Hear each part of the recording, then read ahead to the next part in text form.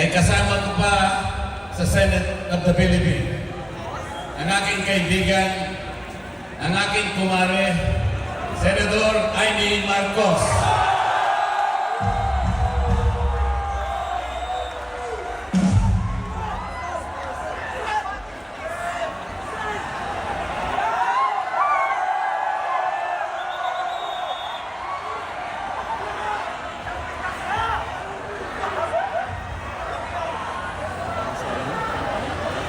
Magandang gabi po sa inyong lahat, mga mahal na kapatid.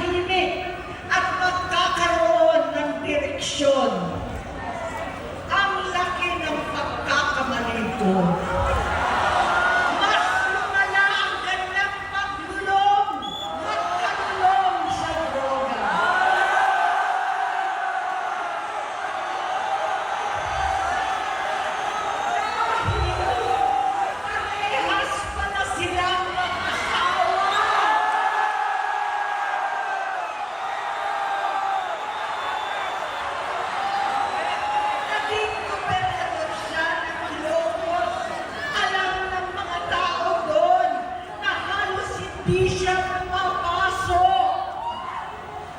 Tuwing kukumprontahin ko siya, ay nagsasabi siyang magbabago na siya, aalisin na niya ang bisyo.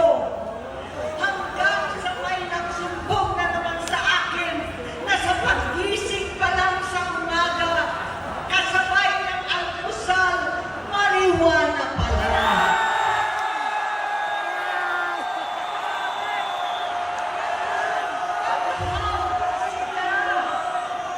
Lahat sila nagiinuman at gumagamit ng cocaine. Kasama ng asawa at barkada.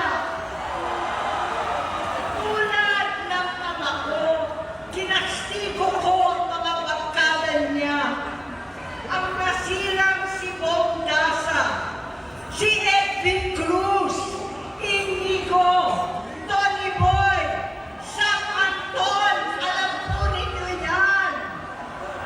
Paano nagre-resign na sa takot ang mga pulis nila at staff dahil sa lumalalang bisyo? Inayos ko sila dahil gusto niyang ituwid ang buhay niya. Gusto niyang mag-vice-presidente. Hindi siya pinalad at lalo nagkaroon ng oras para sa bisyo. Simula noon, naging malabo sa amin ang lahat. Kaysa mag-away, bigla na lamang lumayo ang loob namin sa isa't isa. Noong 2016, kasabay ng kampanya ni dating Pangulong Duterte laban sa droga, lumabas ang pangalan ni Bongbong sa listahan. Nakasama siya sa listahan ng mga celebrities, mga artista, Maricel Soriano at iba pa.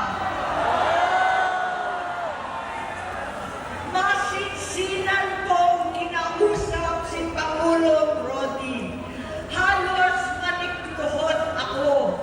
Sinabi ko ayon sa kapulisan, dapat unahin, usigin ang mga pusher at saka na lamang sagipin ang mga user. Naligtas si Bongbong. Labis ang takot ko at pag-aalala. Kinausap ko siya at nagsabi siyang talagang siya ay nagbabago na. Muli at lagi, hindi ako nawalan ng pag-asa. Ako'y naniwala ulit. Mula noon, ang natatanggap ko na lang na balita tungkol sa kapatid ko ay regular na magpapadoktor. Kaya kumalma naman ako. Inisip ko, totoo, dahil nakopera na ang tuhod niya sa gout. Siguro, totoo na ito. Hanggang nito, nalaman ko na tuloy ang paggamit niya sa mga party na garapalan naghahain ng droga. Pinagmamalaki pa ng mag-asawang kayang-kaya nila ang microdosing ng cocaine. Hati-hatiin daw para 4 na beses sa isang araw. Hindi mabibisto. Ang pagpapadoktor, pinalabas nila ang pag-stem cell. Nagpapalitan ng dugo, nagpapa-blood transfusion. Kayang-kaya raw, hindi ko maintindihan ang pinagsasabi. Noong 2021, kahit papano, nagkikita kami at nagkakausap. Sumamba siya sa aking talagang hinintunan niya. Naniwala ako kasi sabi niya gusto niyang tumakbo. Ang sabi ko, tutulong ako sa abot ng aking makakaya. Ipinakilala ko si Bongbong kay Inday. Naging magkatandem sila. Pagkatapos noon ay biglang hindi na niya ako ulit kilala. Kahit si Inday, nagtataka, bigla ko na itsapwera. Kahit ganon, nangampanya pa ako para sa kanya, kahit si Inday na lang ang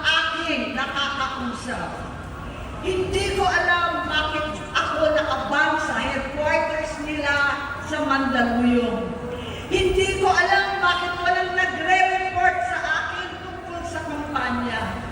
Sa totoo lang, masakit mang aminin, nung dinidisqualify na siya, halos papaboran ko na sana dahil may nagsumbong sa akin mula sa kanyang campaign team na gumagamit na naman siya.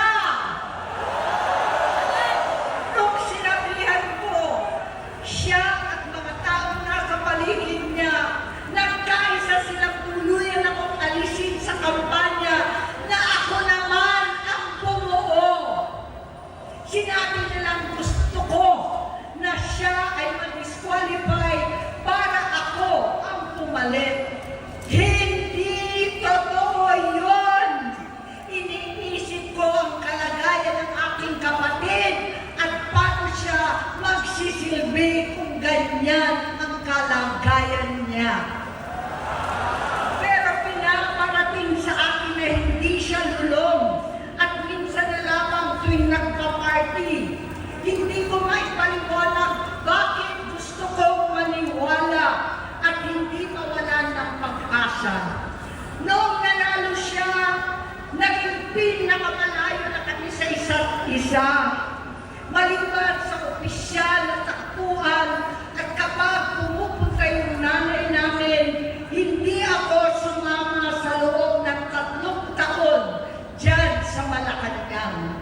Dahil lantaran na doon ang inuman, ang paggamit nila ng cocaine at mga bawal na gamot. Hindi ba nila nakikita, naririnig, kakaiba na siya magsalita, hindi na maintindihan kung ano-ano na ang sinasabi at wala na sa sarili. Nagtatago sa kabaitan niya ang pang-aabuso niya sa droga. At nagbunga na ito ng mga nakakapinsalang maling desisyon. Hinayaan niyang kumilos ang mga nakatalibot sa kanya. Yung mga umaastang presidente habang nilululong siya ng mga ito. Hindi na kami nagkausap. Sa harap ng publiko, pinipilit kong magmukha kaming maayos. Pero wala na kaming koneksyon. Hindi ko hinihiling na maunawaan ninyo ako, lahat kayo.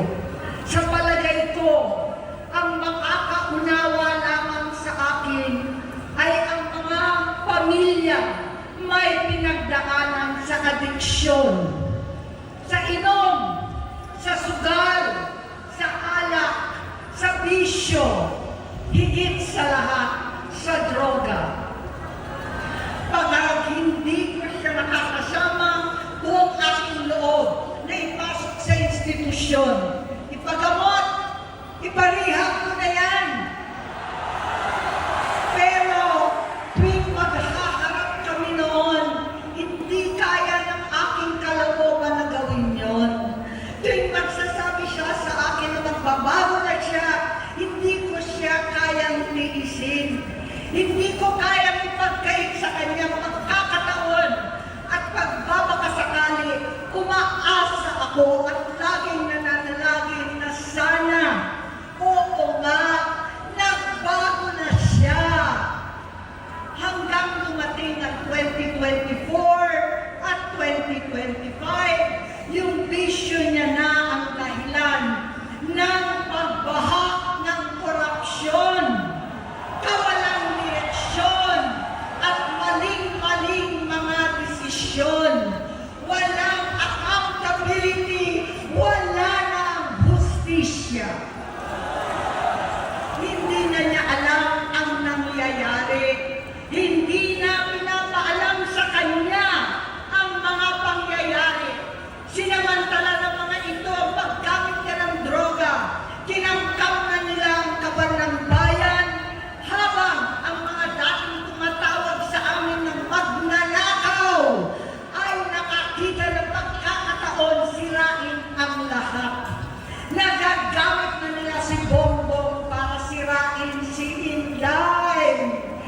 Itinutulak pa nila si Bongbong at ang bayan sa bangin para umastang tagapagligtas. Mula sa pagtraidor at pagpapahamak kay BP Inday, sa confidential funds na kung tutuusin ang galing naman sa opisina ng Pangulo, hanggang sa pagpadukot sa dating Pangulong Duterte para itago na lamang sa ibang bansa. Ang kabaitan ni Bongbong ay naging kalupitan. Karapalan niya ang pagtatakip sa kanya ng mga nasa Congress, sa Senado, mga miyembro ng kabinete. Kitang-kita na ng taong bayan, wala nang puwang ang kahihiyan. Para bang nauulit ang bangungot ng kasaysayang dinanas namin noon. 68 years old po ang nanay ko nung pinatalsik sa pwesto. 68 years old na rin si Bongbong ngayon. November 17 din noong 2021 nung nakumbinsi ko si Inday na magbise kay Bongbong. November 18 po bukas ang ikatlong araw natin. Siyam na taon na nakakaraan. Saktong November 18 pa talaga na pinagibing ni Pangulong Duterte ang tatay ko sa libingan ng mga bayani.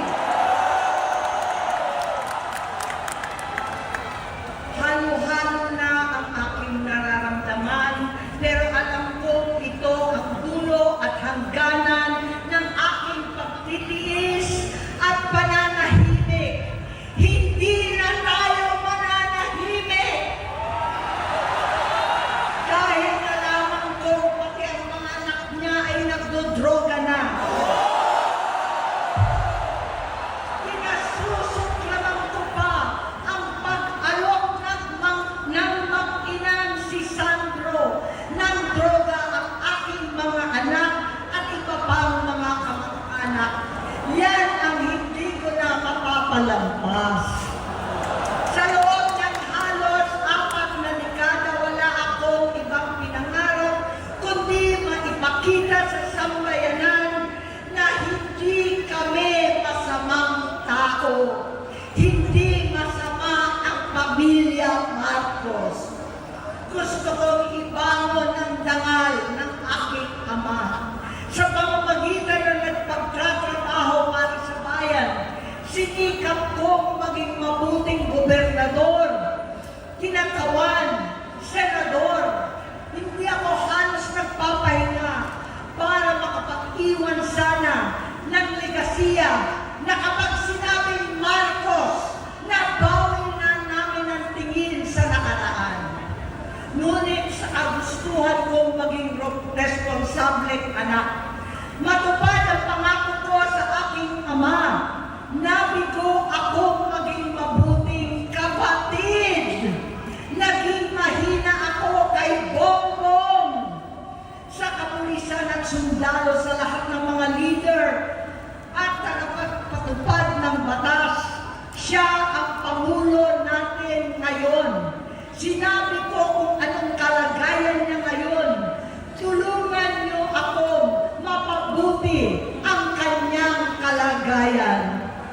Tulungan niyo akong matulungan siya. Hindi niya ako kalaban. Ang kalaban niya ay ang sarili niya. At nadadamay ang bansa sa laban na yan.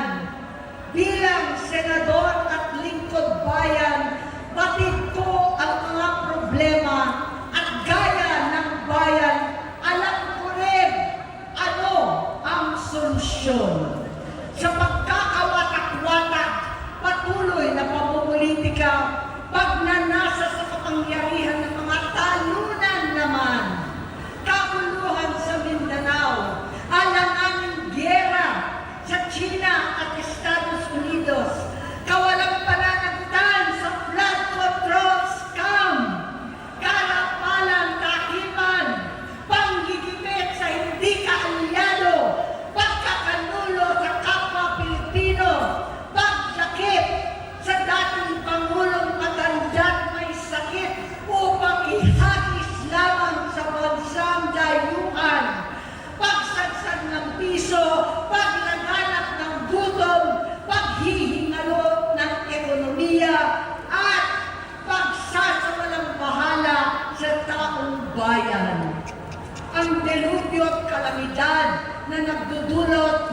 pangusap.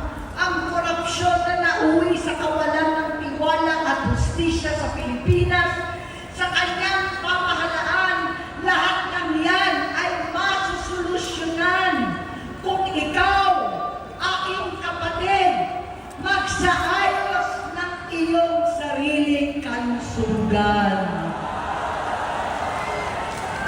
Kapag humupa ang ingay sa politika, kapag umuwi na kami sa aming pamilya, hindi bilang senador, kundi bilang ate, bilang si Manang Aimee ni Bonget.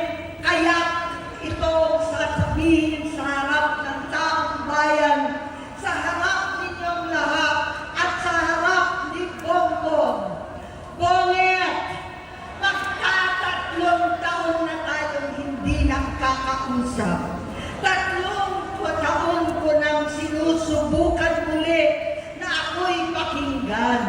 Siguro ngayon ay makakarating ng buo ang gusto kong sabihin. Walang mababawasan, hindi madadagdagan. Bongbong, nag-aalala sa'yo si Manang. Tuwing nakikita kita sa TV, gusto kitang puntahan. Napakalaki ng pinagbago mo. Itsura, pagsasalita, takbo ng pag-isip. Minsan, napapatanong ako sa sarili ko, ikaw pa ba yan? Si Bongbong ba talaga yung nakikita ko? Pero ako, aling ko, ako pa rin ito. Ako pa rin ang ate mo na tumayong ama't ina sa inyo sa ibang bansa. Ang kasama mo sa sumubok na sanggain lahat ng sakit para sa iyo. Ang kapatid mo na hindi mo kailangan hingan ng tawad dahil agad ka nang iniintindi at tatanggapin dahil mahal kita. Nasa Bagong Tipan, kay Lucas, Kapitulo 17, versikulo 3 hanggang 4. Kung magkasala ang iyong kapatid, sawayin mo siya. At kung siya'y magsisi, patawarin mo siya.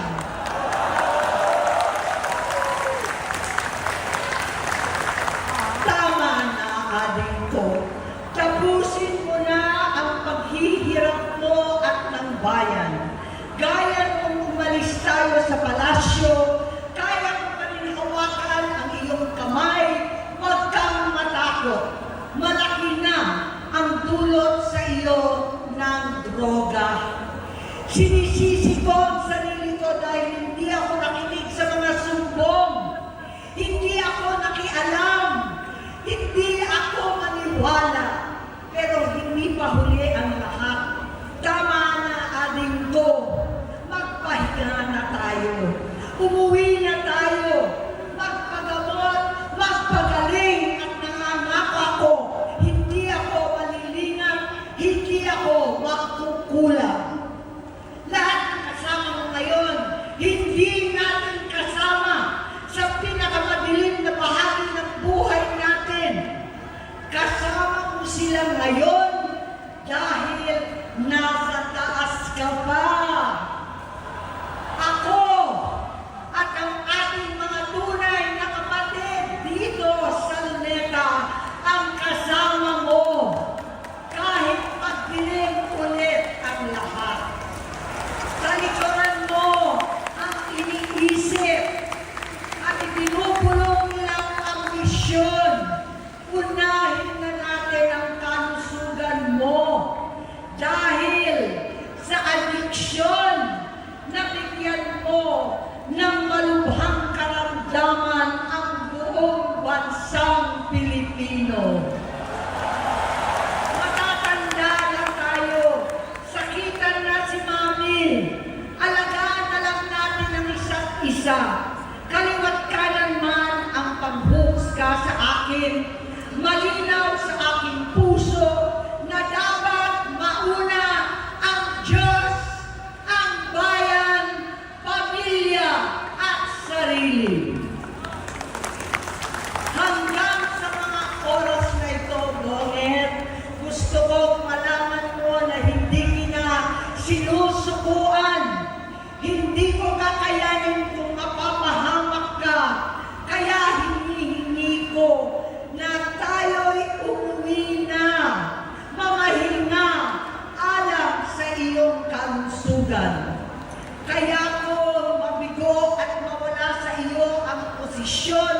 pero hindi ko kayang mawala ka sa amin.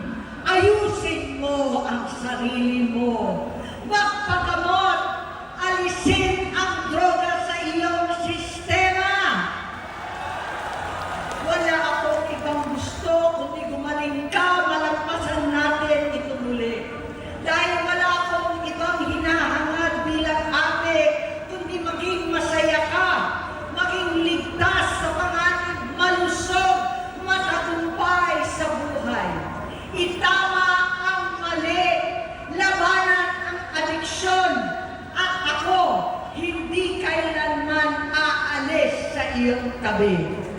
Susuporta at hindi titigil manalangin kasama ninyo dito sa Luneta at sa buong mundo.